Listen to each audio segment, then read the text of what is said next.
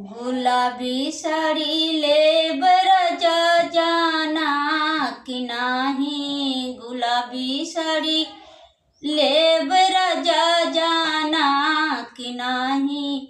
गुलाबी साड़ी ले बरजा जाना कि नाही। गुलाबी साड़ी ले बरजा जाना कि नाही। गुलाबी साड़ी ले बरजा जाना कि नाही। गुलाबी साड़ी ले बरजा जाना कि नाही।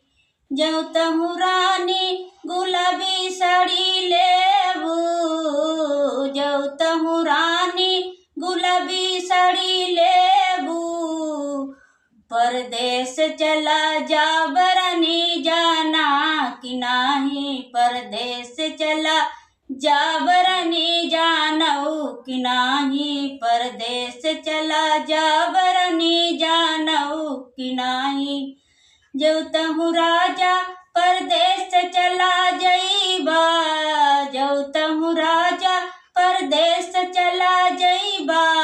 नैहर चली जा बरजा जाना कि नाही। नैहर चली जा बरजा जाना कि नाही। नैहर चली जा बरजा जाना कि नाही। जऊ तहु रानी नैहर चली जइबू। जऊ तहु रानी नैहर चली जइबू। लेटर पलटर दे बरनी जानऊ कि नाही। लेटर पलटर दे बरनी जानऊ कि नाही। लेटर पलटर दे बरनी जानऊ कि नाही। जऊ तहु राजा लेटर पलटर देबा। जऊ तहु राजा लेटर पलटर देबा। जवाब नहीं दे बरजा जाना कि नाही। जवाब नहीं दे बरजा जाना कि नाही। जवाब नहीं दे बरजा जाना कि नाही। जऊ तहु रानी जवाब नहीं देबू।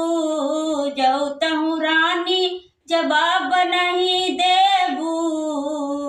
मुकदमा करी दे बरनी जानऊ कि नाही। मुकदमा करी दे बरनी जानऊ कि नाही। मुकदमा करी दे बरनी जानऊ कि नाही। जऊ तहु राजा मुकदमा करी देबा। जऊ तहु राजा मुकदमा करी देबा। सुलह कइले बरजा जाना कि नाही। सुलह कइले बरजा जाना कि नाही।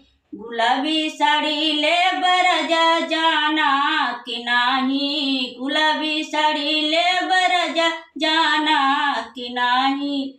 जाना कि नाही। जाना कि नाही। नमस्कार, धन्यवाद।